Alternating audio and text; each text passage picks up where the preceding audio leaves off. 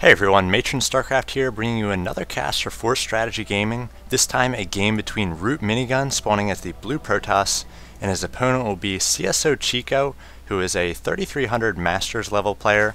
And the game will be on Scrap Station here. I've been sitting on this game for a few days, and I really wanted to cast it because it's got a really sick strategy coming from Minigun. Something that I've seen variations of before, but nothing exactly like this. And I really wanted to take a look at it and analyze the build, try to look at some of the pros and cons in this PvZ matchup, and on this Scrap Station map, which usually tends to favor more of a macro game. It's going to allow the Zerg player to get down the fast hatchery if he so chooses in the early going. It's a little bit difficult to pressure just because the rush distance is so long. As you'll see on many of the games in Scrap Station, the Zerg able to get on two bases pretty quick, and looks like Chico here getting an extractor trick, perhaps going to be going for a bit of a scout, or maybe sending this this drone down to secure that natural. Minigun placing down the pylon, and this is good position here to perhaps be able to wall off. And now going away from the standard Protoss build, he's going to be getting this assimilator up a little bit early, continuing to chrono boost out probes, wants to make sure his economy is up and running here. Chico doing a nice job hiding this drone, making sure that if Minigun does poke down here, he's not going to be able to see it. See a lot of pros hide in the back of the minerals, but up top here is a pretty good position as well. So Chico now going to be getting that natural, and Minigun not really sure what his opponent's going to be going for. He doesn't see a pool, he didn't see that hatchery, and he's just getting up his own gateway at this point. And again, with the extra wide ramp, it's important that you actually wall off with your pylons, or else you're not going to be able to get a wall off in time to stop early lings. But that also means you're susceptible in the later game to baneling busts or roach busts. If they're able to take down a pylon, they can break that wall. Chico doing a nice job keeping that overlord in position here until Minigun's going to force him out with an early stalker. But if Chico is paying attention, he should have noticed that early assimilator. He's going to know that his opponent's going to try to take up a little bit. As you see, Minigun positioning a probe, getting that perhaps cybernetics core down as soon as the gateway comes up. Chico about 2/3 of the way done his hatchery, and he does have the pool and gas up and running as well. A little bit late on the gas, so he's not going to be able to get speed out right as the pool does pop. See a lot of Zerg players trying to get that speed up in the early going on Scrap Station just to control the map a little bit, as Chico does have two overlords in position now. And Minigun placing down the pylon. He's going to be able to wall off here with a single zealot, I believe. So he is going to have a nice contain, or a nice wall off here in case any sort of Zergling pressure comes. And now we see Minigun placing down a forge, and he's placing it down away from the scouting overlords on the far side of his base, just at the outskirts of this energy provided by the pylon. And now see, he may be going for some sort of early cannon pressure. He may be going for a fast expand with a cannon, sending out an early zealot as well, and also getting out another stalker, or a first stalker here. And now watch what he's going to do with these two early units, sending out that zealot first, wants to secure that tower. If we look at the production, it looks like speed is on the way, about 1/3 of the way done for Chico. He's got one queen on the way as well, and he's getting down an early spine crawler in the natural, wants to make sure that he's able to defend against any sort of pressure. He's got his first two lings. They are going to be doing a little bit of a battle with this zealot. And now we see four more lings on the way from Chico. They've just popped, and now the zealot and stalker off of creep without that speed for the lings, going to try to do as much damage as they can, maybe get a little bit of scouting information. And now we see 10 more lings on the way for Chico. So he's invested so far into two spine crawlers and at least 14 lings here on the field.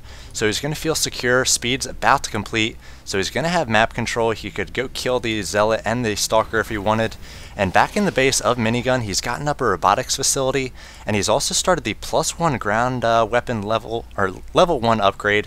He's used a few chrono boosts on that. And watch the timing here. He's going to have warp gate complete.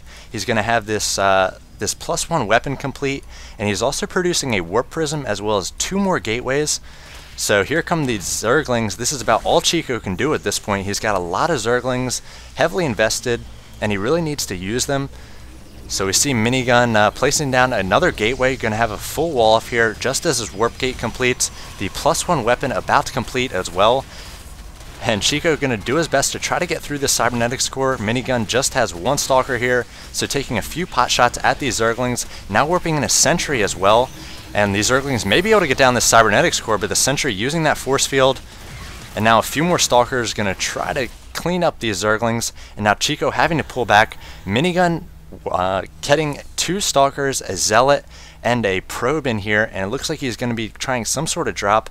I believe that Chico does see this with the Overlord, so he may be preparing here. It looks like we have another spine crawler on the way, but he's actually taking this opportunity to drone up. We saw 4 drones on the way. Now Minigun dropping that pylon, or the probe, and he's going to drop both a pylon and a cannon. This is very smart, dropping that cannon with the psi provided by the warp prism, or that energy. So he's going to have 2 cannons here. He's got these +1 zealots. Chico is heavily invested into those Zerglings. With the +1 zealots, they're going to be able to 2-shot those Zerglings, and he's going to be able to take on and harass the income and the economy of Chico. He's right in the mineral line at this point. Chico is going to have to try to take down this warp prism, but the pylon has finished powering both of these cannons. We see 16 Zerglings and 2 roaches on the way.